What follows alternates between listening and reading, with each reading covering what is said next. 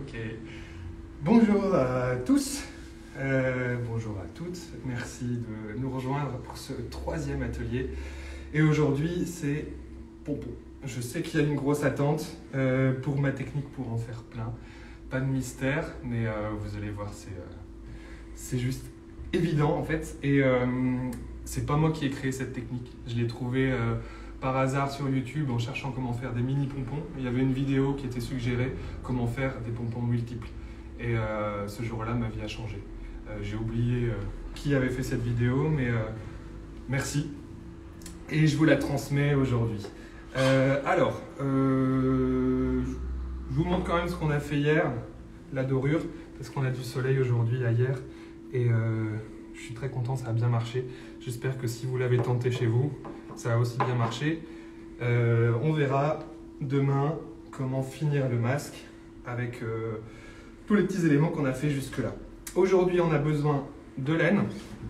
Moi, j'ai choisi de travailler avec de la laine écrue, enfin blanc cassé, parce que j'aime beaucoup cette couleur quand elle est associée avec un petit peu de jaune fluo. Et pour l'adoucir, éventuellement un peu de rose pâle. On va voir ce qu'on fera. De toute façon, on peut ajuster. Et au pire, on peut toujours retirer les brins si on n'est pas content de la couleur. On peut aussi en rajouter. Je n'ai pas pris le matériel pour en rajouter, mais bon, je vous expliquerai. On a besoin de ficelles. Alors moi, j'aime bien la ficelle à rôti parce qu'elle est super costaud. Et vous allez voir, il y a un moment où en fait, il faut être un peu costaud. Et puis, c'est une étape. La première fois que je l'ai faite, j'avais pas de gants et j'ai regretté. Donc, je vais vous montrer après le type de gants qui est bon d'avoir. Si vous n'avez pas de gants, il y a une autre astuce. Je vous montrerai avec du scotch. Mais le mieux, c'est encore les gants. Voilà, la ficelle à rôti, c'est quand même ce qu'il y a de mieux parce que des fois, vous avez des ficelles qui paraissent costauds, mais au moment où on fait les nœuds, en fait, elles cèdent. Des très bons ciseaux à couture, donc je ne sais pas si vous savez ça, mais les ciseaux, il faut qu'ils coupent juste un type de matière parce que sinon, si on coupe du papier avec des ciseaux à couture, on n'arrivera plus à couper de tissu. Donc ceux-là, c'est mes ciseaux qui ne servent que à la couture et au pompon. Et un objet qui est ultra pratique, merci mon ancien stagiaire Julien, je ne sais pas s'il est là, c'est lui qui m'avait fait découvrir ça. Ça s'appelle je ne sais plus comment ça s'appelle maintenant, mais c'est c'est double lame, ceux-là ils sont fabriqués au Japon et ça sert à tailler de manière super rapide parce qu'il va falloir qu'on les coiffe ces pompons. Alors on y va, première étape, moi j'ai déjà préparé la planche parce que c'était plus simple comme ça. Vous prenez une planche qui craint rien. Moi je travaille directement sur mon établi à l'atelier et voilà, je peux faire des trous comme je veux. Là j'ai choisi un espacement d'à peu près, j'ai jamais le compas dans l'œil donc je pense que ça doit faire 50, 60 cm, un truc comme ça. De toute façon c'est beaucoup plus, beaucoup moins, j'en sais rien. Voilà, vous choisissez un espacement. Si après vous n'avez pas assez de pompons, vous pouvez en refaire. Le truc important, c'est moi je plante des vis, vous pouvez mettre des clous, mais c'est de les mettre vers l'extérieur. Parce que la laine, une fois qu'on va faire notre écheveau, en fait elle va créer une pression et les vis vont se tordre, alors qu'elles sont quand même super costauds. La laine va les plier. On commence avec celle-ci, je suis sûr qu'elle va me faire des nœuds, je vais prendre celle-là. Donc n'importe quel type de laine, hein, ça je ne sais même pas si c'est de la laine ou si c'est de l'acrylique, peu importe, bah, c'est de l'acrylique, voilà, peu importe. On fait un nœud. Si vous avez des questions, après cette étape-là, ou alors maintenant pendant, vous allez pouvoir poser les questions. Donc on fait un nœud sur la partie, moi je commence à gauche, mais vous pouvez commencer à droite. Et on va commencer. Alors c'est là que je vais mettre déjà un gant parce qu'au bout d'un moment, le frottement de la laine, ça fait ça peut faire des ampoules. Et on tend bien et on commence à faire un écheveau. Alors, les plus malins commencent déjà à comprendre la technique. Là, ça peut être long, ça va aller assez vite, je pense. Enfin, ça dépend de la taille des pompons qu'on veut obtenir. Mais là, je vois déjà que la vis à droite, elle est en train de se plier. Donc, il faut faire attention à ne pas louper un virage, sinon on n'aura pas la fibre assez tendue. Et si vous avez des questions, c'est maintenant, parce que c'est assez méditatif en même temps comme geste.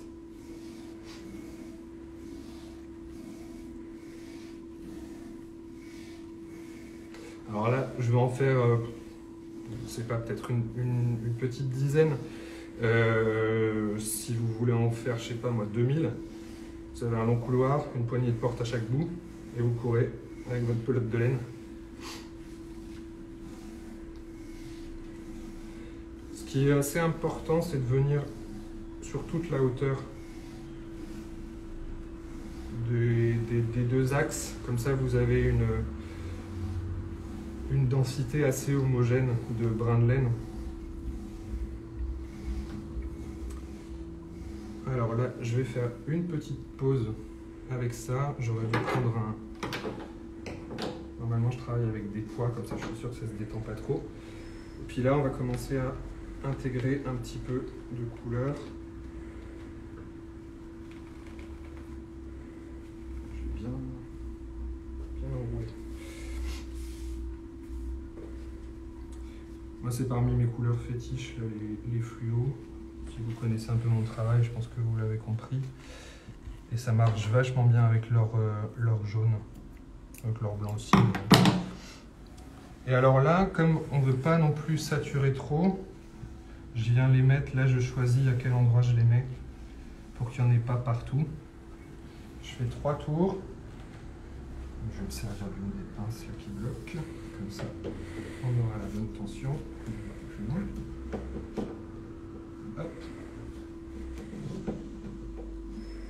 Et on reprend avec le blanc.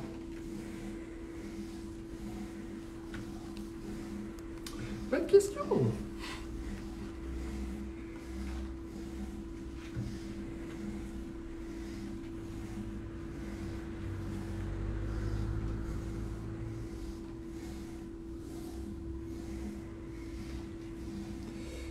Ce geste-là, il sert à vérifier à peu près la taille qu'auront les pompons.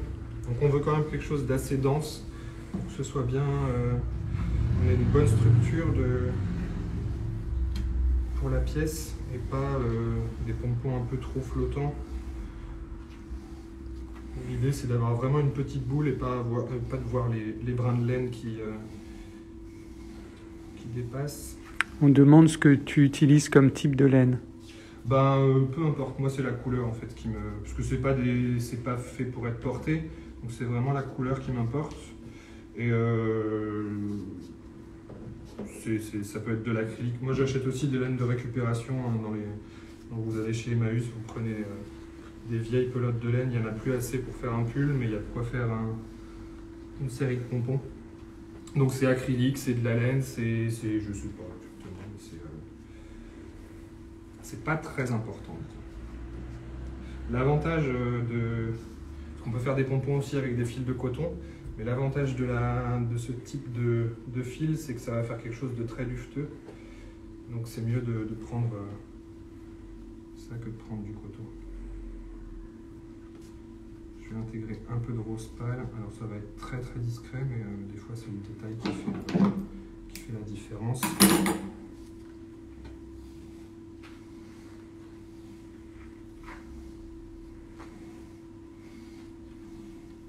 Les sessions pompons à l'atelier, c'est toujours je sais pas, moi des fois c'est une semaine, je fais que des pompons.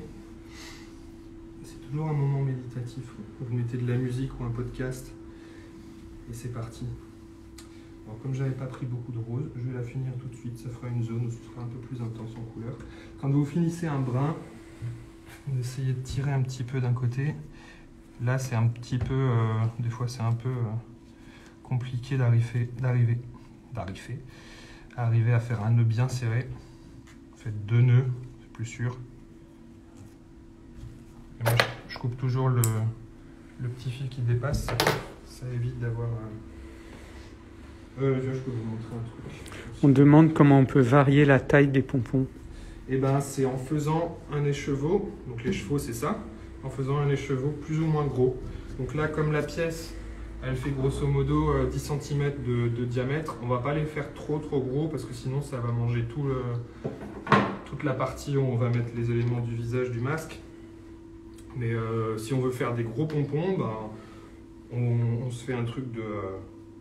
ça dépend combien on veut en faire aussi. Là je vous ai dit, il y en aura à peu près une dizaine.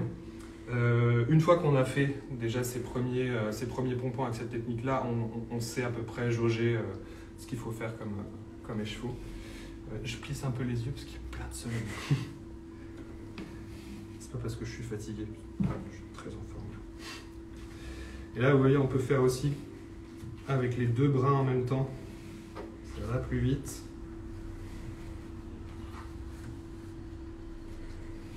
Je vais pas mettre trop de jaune. Ouais, je vais le remettre de côté, le jaune. Encore un tour.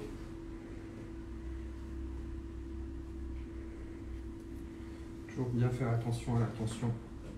Attention à la tension.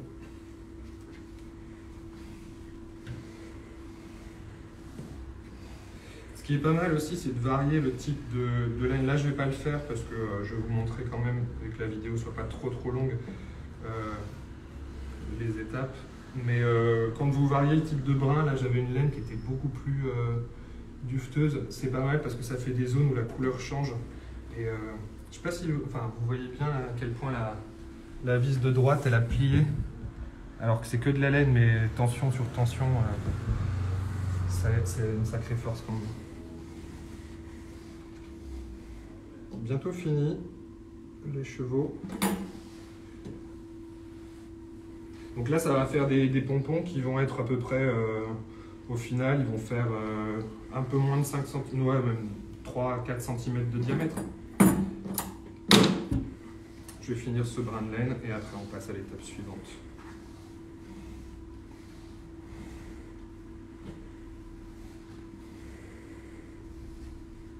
Hop.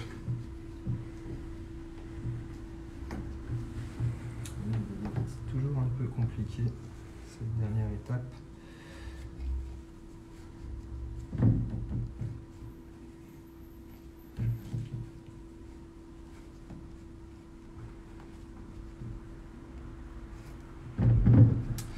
Ok. Étape suivante. Je peux garder le... Donc je prends ma ficelle à rôti. C'est la plus costaud que j'ai jamais trouvée. Une grosse bobine spéciale pour les bouchers. On va faire, pour avoir de quoi faire, de quoi manipuler sans faire des trop petits gestes, on prend 30-40 cm, voilà, il y a plus 50, deux fils, donc on va en couper une dizaine, hop, pour aller plus vite.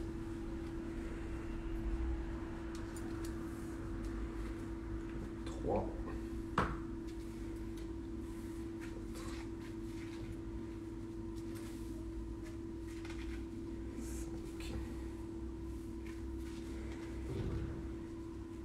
On te demande si on doit accrocher la laine verte. Ah oui, merci. Je n'avais pas fait attention. Merci. Oui. Oui. C'était un oubli de ma part. Je vais finir ça.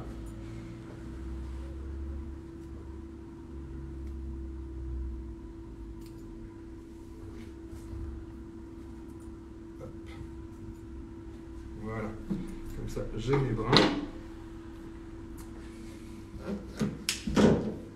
Merci encore, parce que sinon ça aurait été... Donc là je coupe, je laisse un petit jeu de... Je tiens bien celui qui va rester sur les chevaux, je fais un petit jeu de 20 cm pour pouvoir faire le nœud tranquillement.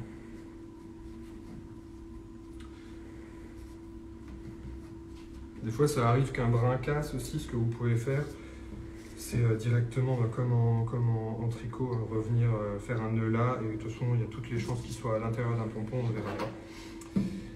Et là, on a notre écheveau, donc il fait à peu près ça de diamètre une fois que c'est compressé. Je vais juste prendre un stylo dans mon sac, un feutre.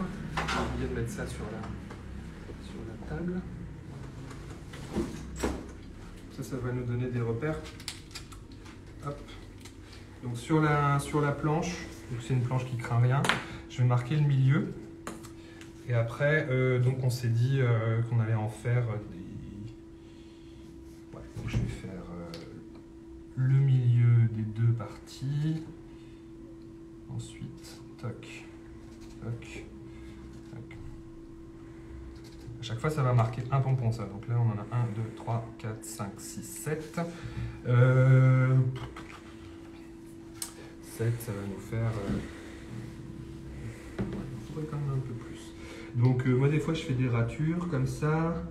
Donc on va faire ceux-là, on va les oublier. On reprend le milieu et là, entre, on va en faire 3. Donc je reprends là. Il y aura toujours un peu de perte de chaque côté sur les axes, mais c'est pas grave. Donc que j'essaye de me concentrer. Donc là, il y en aura un aussi. Toc. Il y en aura un aussi. Donc on va en refaire un là. Et là, on en a 1, 2, 3, 4, 5, 6, 7, 8, 9. Ça ira. Hop.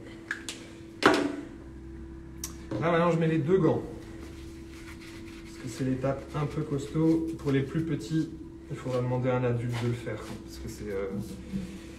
Vous prenez un fil, vous le passez en dessous. Je pense que vous voyez tous où je veux en venir maintenant. Là, on fait un premier serrage, on tire bien fort, vraiment qu'on n'arrive plus à faire. Et après, moi, je passe un brin en dessous tout en gardant l'autre de l'autre côté en main.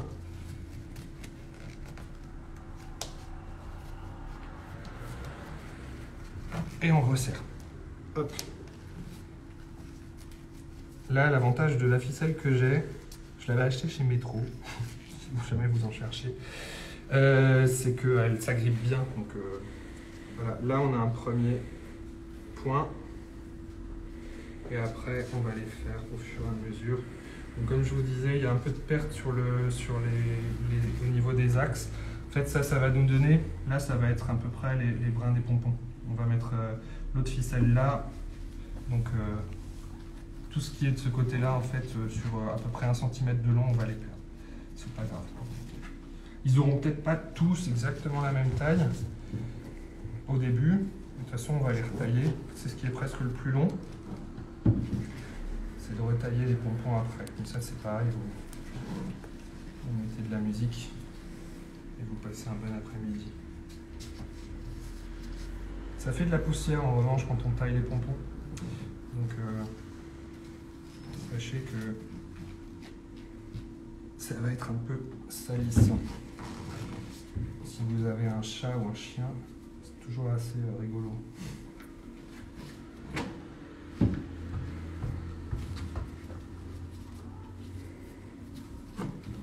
Hop. Est-ce que vous voyez ce qui va se passer après?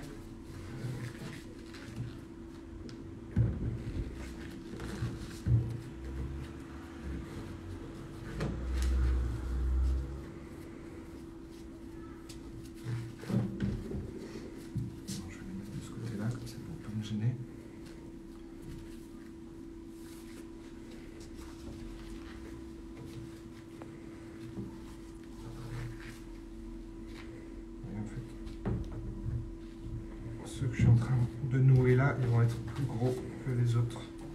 Pas grave, ça fera un truc un peu aléatoire.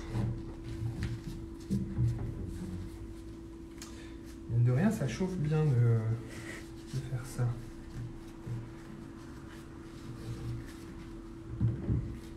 Mais ce que je vous disais, c'est que les gants, en fait, ça vous évite qu'à la jointure entre les 2 phalanges, vous ayez la ficelle qui vous scie la peau. Et puisque j'y pense, je vais vous donner l'astuce si vous n'avez pas. Et ça peut servir pour plein d'autres choses. Prenez du scotch papier.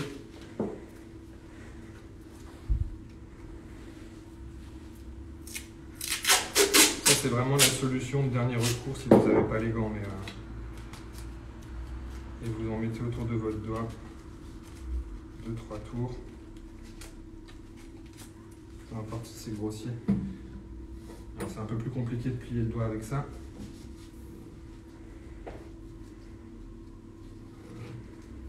Mais au moins là, c'est presque comme une armure.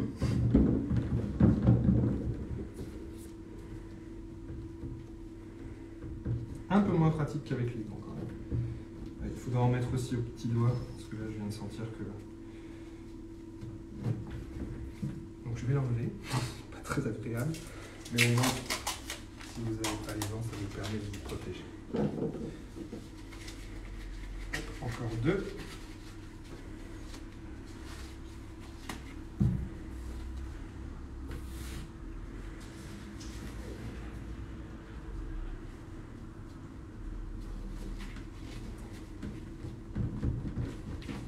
Là, c'est un coup à prendre pour faire les nœuds.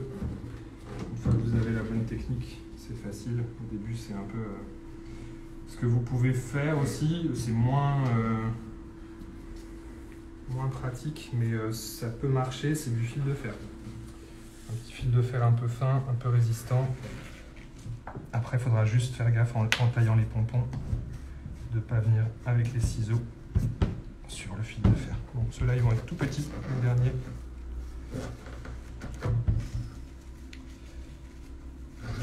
Voilà, les nœuds sont faits, on va passer à l'étape un peu magique. Et là pareil, il faut un peu de méthode. Ciseaux, couture. Vous prenez le milieu, plantez à la moitié. Hop, je vais le faire comme ça devant, comme ça vous allez pouvoir voir. Je vais le faire, enfin, on plante à ce niveau-là. Quand même le faire de mon côté, sinon je vais le rater. On coupe. On fait que la moitié pour l'instant. Si on le fait tout d'un coup, on va perdre la tension et surtout on risque de partir de travers. Hop, les derniers, je les fais sur les côtés, je les fais en dernier.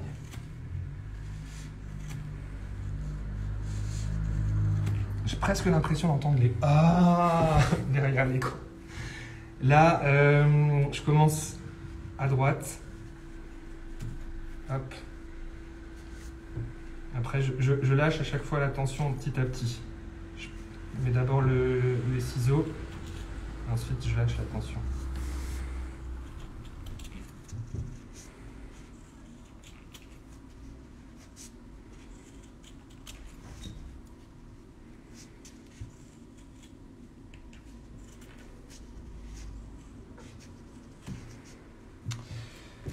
Je les couperai après.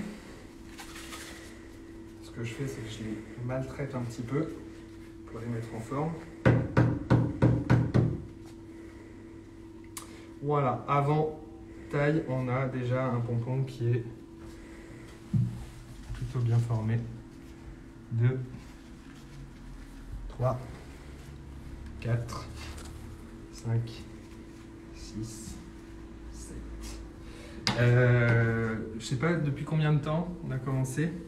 23 minutes. 23 minutes. Donc en 23 minutes, on arrive à faire 9 pompons. Parce que là, les derniers... Donc je les sors. C'est le côté où il y a les nœuds. C'est un peu compliqué parfois arriver à les sortir. Ensuite, comme vous avez là une espèce de petit dos qui est formé par l'accumulation, j'ai essayé de prendre la hauteur du truc. Après, il faut fouiller un peu dedans pour voir les points où il y a encore des je sais pas comment on pourrait appeler ça, des espèces de petites arches de laine. Voilà, ceux-là, ils vont demander pas mal de taille. C'est pour ça que je vous disais, on perd de la matière sur le côté des axes. Et là, on a presque fini. Je vais en tailler un pour vous montrer, et puis les autres, je les ferai après pour qu'on puisse avoir fini demain. Voilà, j'ai arraché des brins, c'est pas grave. Il y en a assez, de toute façon, ils vont être bien denses. Donc faites attention à vos doigts, gardez les gants encore un peu. Le ciseau à couture, ça a tendance à bien... Alors je vais tailler ceux-là, comme ils seront... Là on va enlever pas mal de matière, ceux-là on en enlèvera un peu moins. C'est un bon point de repère qui soit au bout, parce qu'on voit ce qu'on va enlever là, c'est ce qu'on veut obtenir à peu près comme densité. Donc faites attention à la ficelle, vous la gardez en main. Des fois, ça arrive de venir couper la ficelle. Ce sera plus compliqué pour venir les fixer après. Ou si vous voulez en faire des porte-clés, c'est quand même pratique. On enlève déjà ce qui dépasse sur le côté.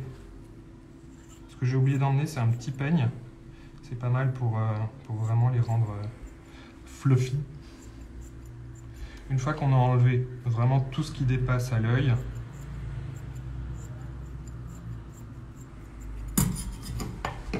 refait un petit coup Et c'est là qu'intervient le taille-fil, le coupe-fil, peut-être ça, coupe-fil. Là, vous trouvez assez facilement en mercerie, mais c'est un objet que je connaissais pas du tout. Et là, voilà, pendant des heures,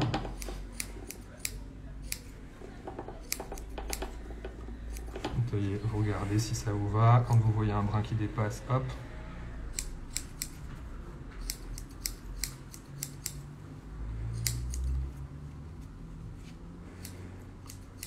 Voilà, je ne vais pas tous les faire. Voilà, vous commencez à avoir un petit peu la poussière. Si vous faites du flocage, ça peut servir ça. Moi, des fois, je les garde.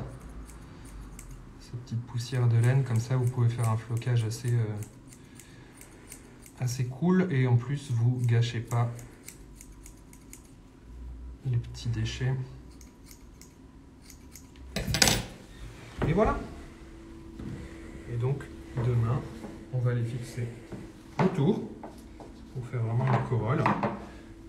Et je pense que ça devrait suffire, ça. On va essayer de voir, bon, même s'ils seront plus petits. Il n'y aura pas tout à fait le compte, mais c'est pas grave. On va lui faire plus qu'une corolle. On va lui faire, il n'y aura qu'un côté. On peut adapter au fur et à mesure. Ce sera déjà bien. Hop. Voilà. Dévoiler les secrets de fabrication des pompons. Vous savez tout maintenant. Pour demain, pour les finitions du masque et pour le travail des plumes en papier, il y avait quelque chose que j'avais oublié de préciser dans les fournitures. Si vous avez un pistolet à colle, ce serait chouette de l'avoir. Et puis c'est tout. Si vous avez de la colle blanche, moi je préfère travailler avec la colle blanche d'habitude. C'est mieux parce que c'est plus solide dans le temps. Mais moi, le pistolet à colle, ça vous permettra d'avancer plus vite. Une question? Oui, c'est quoi un flocage? Flocage, en fait, c'est... comment définir ça? En fait, c'est... quand vous recouvrez un matériau avec des toutes petites fibres de tissu, en fait, tapez sur Google... Ça vous donnera la réponse, mais voilà, le flocage, c'est venir recouvrir d'une matière un peu comme du velours. En fait, c'est que des petites particules de tissu, des petites fibres, n'importe quel matériau. Voilà. Donc, à demain. Merci pour votre attention. J'espère que ça vous a plu aujourd'hui et bonne journée. Salut!